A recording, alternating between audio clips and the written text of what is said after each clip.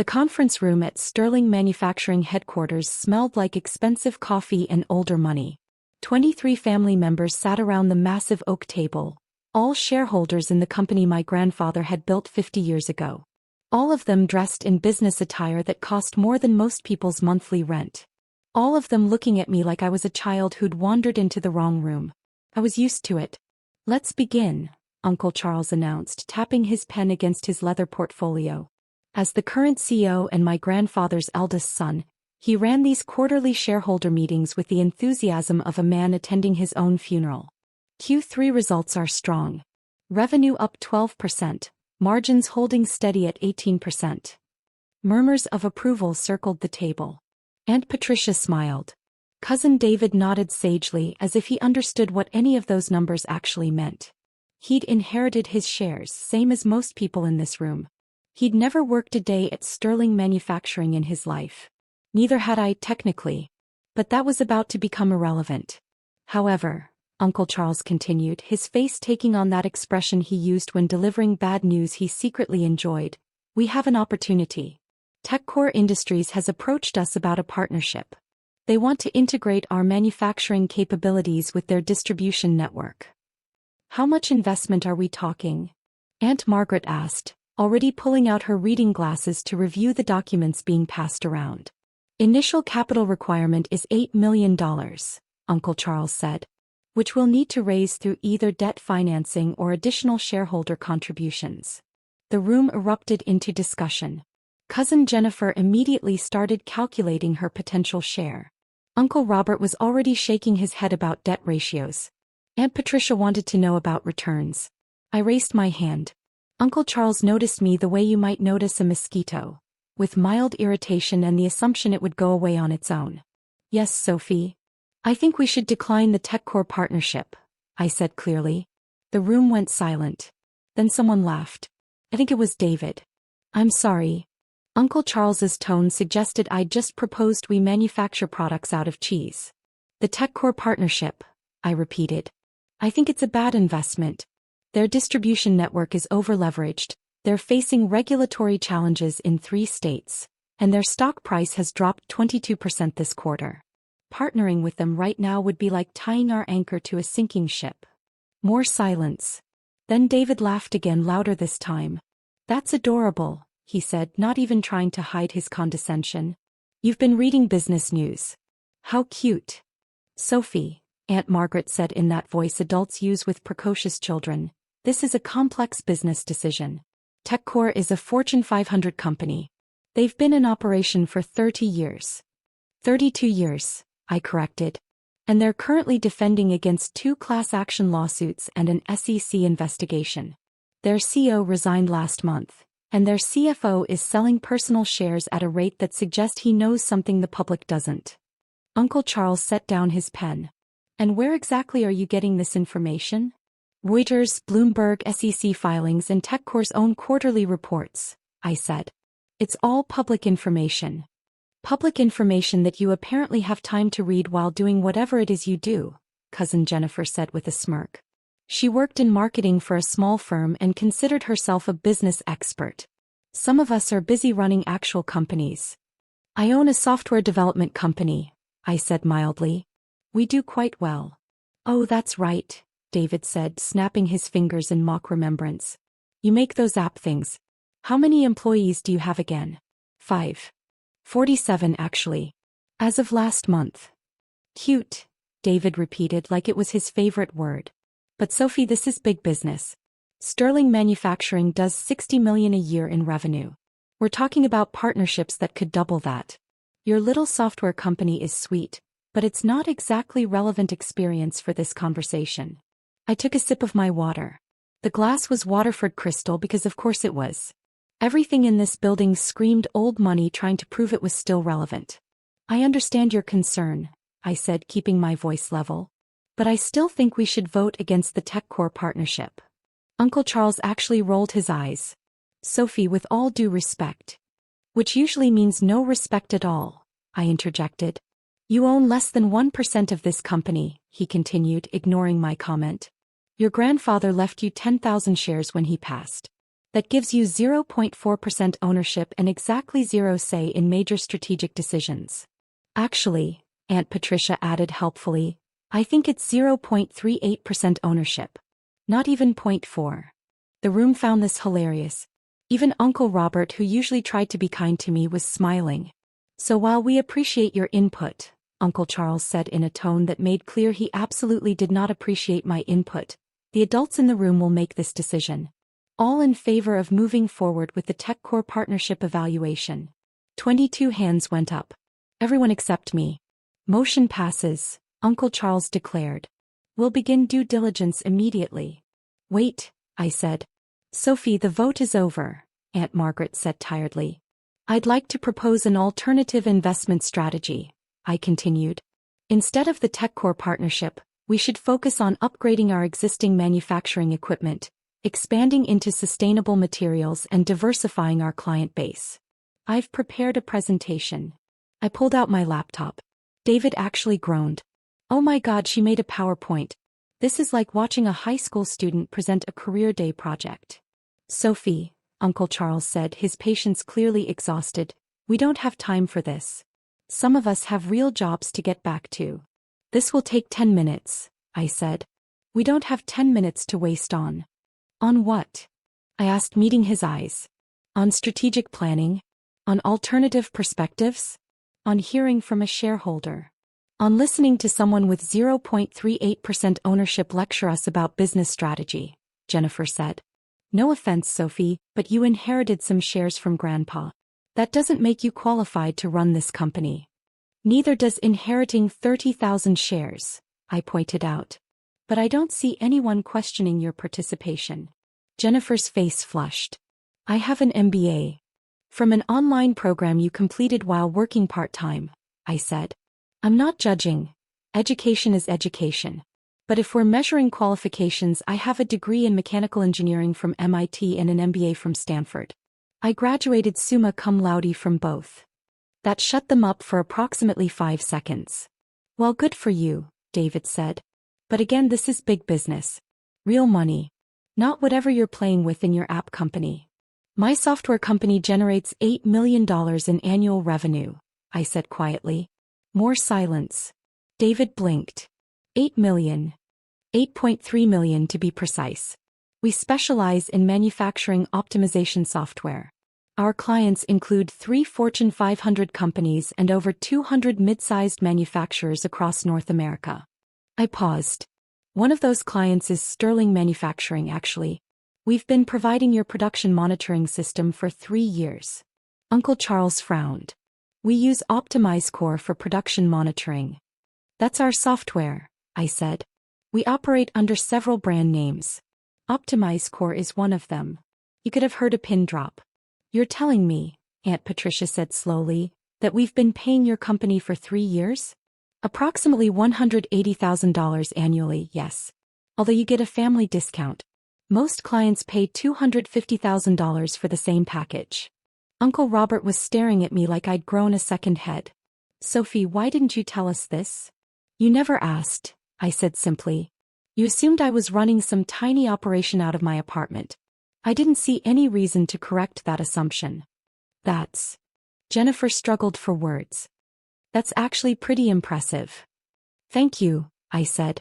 But it's not why I want you to reconsider the TechCore partnership. Then why? Uncle Charles asked. His tone had changed slightly. Still skeptical, but at least he was listening now. Because I've done more than read their public filings, I said. I've analyzed their entire supply chain, their vendor relationships, their logistics networks, and their financial projections. They're cutting costs in ways that will hurt them long term. They're losing key personnel. They're facing union negotiations in 4 facilities. And their core technology is becoming obsolete.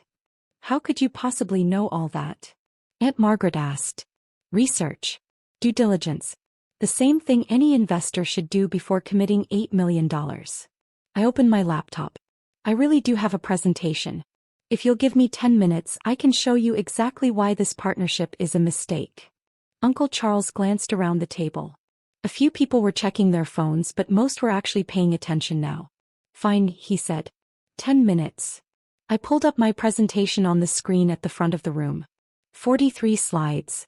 Financial models, risk assessments, market analysis, alternative strategies. I'd spent 3 months preparing it.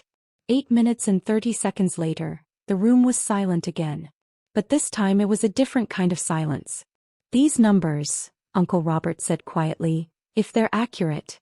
They're accurate, I said. Every source is cited in the appendix. You can verify them yourselves. This is actually quite thorough, Aunt Patricia admitted grudgingly. David was scrolling through his phone. Her analysis on their stock price is right. It has dropped 22%. And there are 2 lawsuits. How did we miss this? Because you didn't look, I said. Not meanly, just factually. Uncle Charles was staring at the final slide, which showed projected outcomes of the TechCore partnership versus my alternative strategy. The numbers weren't even close. Sophie, this is impressive. But we'd need significant capital to implement your alternative plan. The equipment upgrades alone would cost $5 million. $6.2 million, I corrected. But the ROI is 340% over 3 years versus 180% for the TechCore partnership, assuming their company remains stable. Which it won't. We don't have $6.2 million in liquid capital, Jennifer said. That's why we were looking at the partnership in the first place. They were going to provide initial funding. I know, I said. Which is why I'm prepared to make an investment. The room perked up. David actually leaned forward. How much are you thinking? Uncle Charles asked carefully. $10 million, I said. You could have heard a pin drop. I was getting good at creating these silences. I'm sorry, David said. Did you say $10 million? I did. You have $10 million? Jennifer's voice had gone up an octave. I have considerably more than that, I said. But $10 million is what I'm prepared to invest in Sterling Manufacturing. In exchange, I'd like to purchase additional shares and secure a seat on the board of directors. Uncle Charles had gone very still. Sophie, where exactly did you get $10 million? Pie company, I said. $8 million in annual revenue over 6 years with profit margins around 40%. I've been investing aggressively. Software, real estate, strategic acquisitions. Strategic acquisitions, Aunt Margaret repeated. Like what? I pulled out my phone and opened an app. Like shares in Sterling Manufacturing. The temperature in the room seemed to drop 10 degrees. What do you mean? Uncle Charles's voice was very quiet. I mean that over the past 6 years, I've been quietly purchasing shares from family members who wanted to sell. Usually when someone needed cash quickly or wanted to divest, or didn't see the company as a good investment anymore. Remember when cousin Bradley sold his shares 5 years ago to buy that boat? I bought them. When Aunt Susan sold hers to fund her daughter's wedding 3 years ago. I bought those too. I could see understanding dawning on several faces. And with it fear. How many shares? Uncle Robert asked. I swiped through my app. As of this morning, I own 1,967,000 shares of Sterling Manufacturing. The silence this time wasn't just quiet. It was the kind of absolute silence that happens when a bomb goes off and everyone is too shocked to scream. That's impossible, Uncle Charles whispered. It's not, I said. The company has 2.5 million shares total. I own approximately 78.68% of them. David's face had gone white. You're saying you own the majority of the company? Controlling majority, I confirmed. By quite a significant margin. But how? Jennifer stammered. How did we not know? Because I purchased them through various investment entities and shell corporations, I explained. Sterling Capital LLC, TechBridge Holdings, West Coast Manufacturing Investments. I have 17 different entities that hold shares. None of them have my name directly attached. That's... Aunt Patricia struggled for words. That's manipulative. It's strategic, I corrected. And perfectly legal. Every purchase was fair market value. Every transaction was properly documented. I didn't manipulate anything. I just didn't announce what I was doing. Uncle Charles had finally found his voice again. Do you have any idea what this means? Yes, I said. It means that despite what you said earlier, I'm not a shareholder with 0.38% ownership and zero say. I'm the majority shareholder with 78% ownership and controlling interest. Which means that vote you just held about the TechCore partnership. It doesn't matter. Because I can override it. The room erupted. Everyone started talking at once. Aunt Margaret was on her phone, presumably calling a lawyer. David looked like he might be sick. Jennifer kept saying, "This can't be real," over and over. Uncle Charles stood up, his face red. "You can't do this." "I already did it," I said calmly. "You manipulated us. You lied." "I never lied," I said. "You asked me how many shares Grandpa left me. 10,000. That was the truth. You never asked if I'd purchased more. You assumed I hadn't because you assumed I couldn't afford to. That's not my fault." "This is corporate espionage," Aunt Patricia declared. "It's really not," I said. "Every share was purchased through open market transactions or private sales where the seller knew exactly what they were selling. Nobody was deceived. You all just didn't pay attention." Uncle Robert was the first to calm down. He'd always been the smartest one in the family. "Sophie, what do you want?" "I want what I've wanted all along," I said. "To stop the TechCore partnership and implement a real growth strategy. To modernize our equipment. To expand into sustainable manufacturing. To turn Sterling manufacturing into something Grandpa would actually be proud of." "By taking it over?" Uncle Charles's voice was bitter. "By saving it," I corrected. "Uncle Charles, you're a decent CEO, but you're cautious to a fault. You've been running the company the same way for 15 years. Revenue is flat. Margins are shrinking. We're slowly being left behind by competitors who are innovating while we're stagnating. Our revenue is up 12% this year," he protested. "Because of inflation and price increases, not actual growth," I said. "Unit volume is down 8%. Customer satisfaction is down. Employee retention is down. We're dying slowly, and you're celebrating because we're dying slower than last year." The truth of it hung in the air. Several people looked uncomfortable because they knew I was right. "So what now?" Jennifer asked. "You're the majority shareholder. You could fire all of us tomorrow." "I could," I agreed. "But I won't. Most of you aren't actively involved in running the company anyway. You're just shareholders collecting dividends. That doesn't change. What changes is the direction of the company and who's making the strategic decisions." "Meaning you," David said. "Meaning me," I confirmed. "And Uncle Charles, if he's willing to work with me instead of fighting me. And anyone else who wants to actually contribute instead of just showing up to quarterly meetings to complain." I pulled up another slide on my laptop. "Here's what I'm proposing. I invest $10 million immediately. We decline the TechCore partnership. We implement the modernization plan I've outlined. We expand into sustainable manufacturing, which is going to be huge in the next 5 years. We diversify our client base. And we aim for revenue of $100 million within 3 years." "That's a 67% increase," Aunt Margaret said faintly. 66.7%, I said. "Yes. It's ambitious. But it's achievable with the right strategy." "And what happens to us?" Uncle Charles asked quietly. I met his eyes. "That depends on you. If you want to stay on as CEO and work with me to execute this plan, I'd be happy to have you. You know the operations better than anyone. But you'd need to report to me as chairman of the board. Can your ego handle that?" He stared at me for a long moment. Then slowly he nodded. "I suppose it'll have to." "Good," I said. "Uncle Robert, I'd like you on the board as well. You're the only person in this room who actually worked on the factory floor before becoming a shareholder. We need that perspective." Uncle Robert looked stunned. "You want me on the board?" "I do. Aunt Patricia, your background is in finance. I'd like you as CFO. We need to restructure our financial operations." Aunt Patricia's mouth opened and closed. I retired 5 years ago." "Consider yourself unretired," I said. "If you're interested. I'm not forcing anyone. But I'm building a team, and I want people who actually care about the company, not just the dividends." I looked around the table. "As for everyone else, you remain shareholders. Your dividends will actually increase if we execute this plan properly. But the days of showing up to vote down any innovation and collect checks are over. If you want to be involved, be involved. If you just want to be passive investors, fine.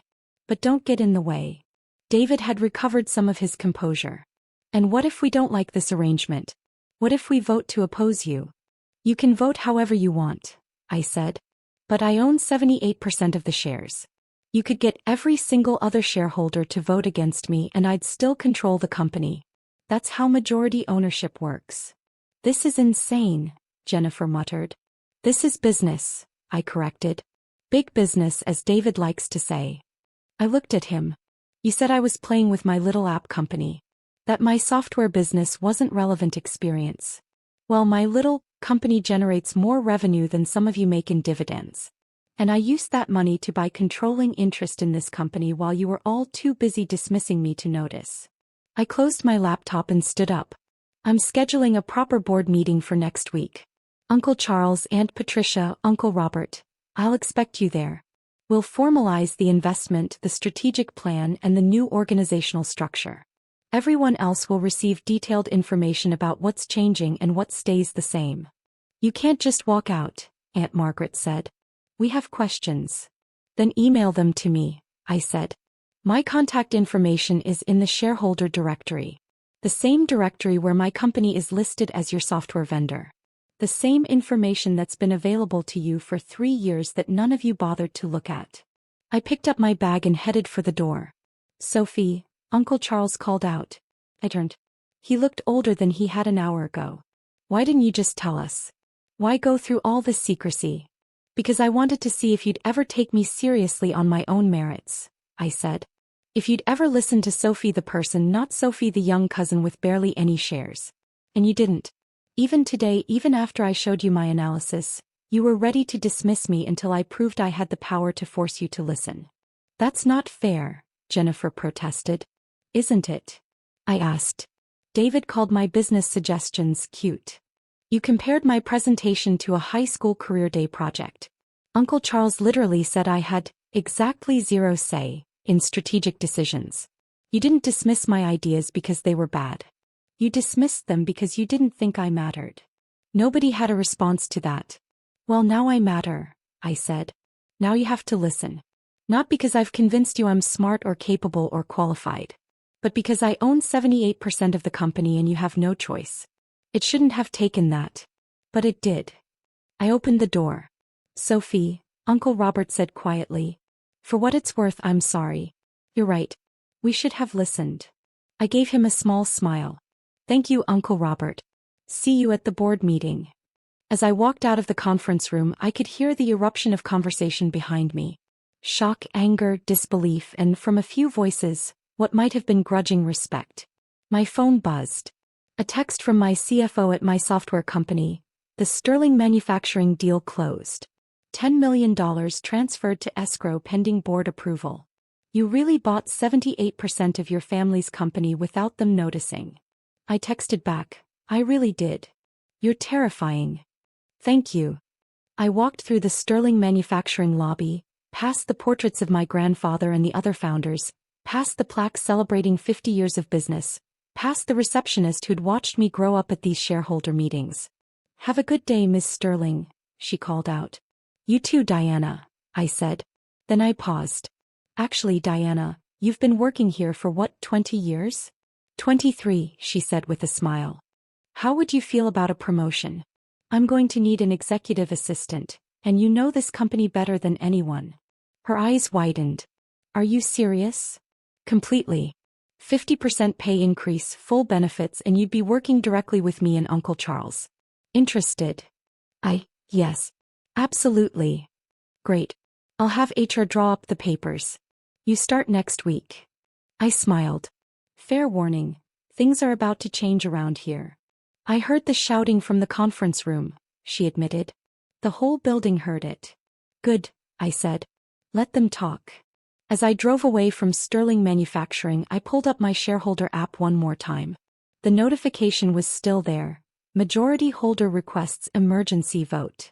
I'd scheduled it to send the moment the previous vote on the TechCore partnership had been recorded. A little dramatic maybe, but effective. The vote wasn't about the TechCore partnership. It was about the new strategic direction, the new board appointments, and the new leadership structure. A vote where I controlled 78% of the shares. A vote that couldn't fail. My phone rang. Uncle Charles. Hello. I answered. I just saw the emergency vote notification, he said. His voice was calm now. Resigned maybe, but calm. You already had this planned. I did. You could have just told us. You could have avoided all this drama. I could have, I agreed.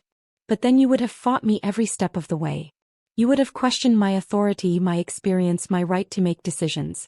This way there's no question. I have the authority. The experience speaks for itself. And the right comes from owning 78% of the company. He was quiet for a moment. Your grandfather would have been proud of you. Would he? He always said you were the smartest of all of us. I didn't believe him. I thought he was just being sentimental because you spent so much time in his office as a kid, asking questions about the business.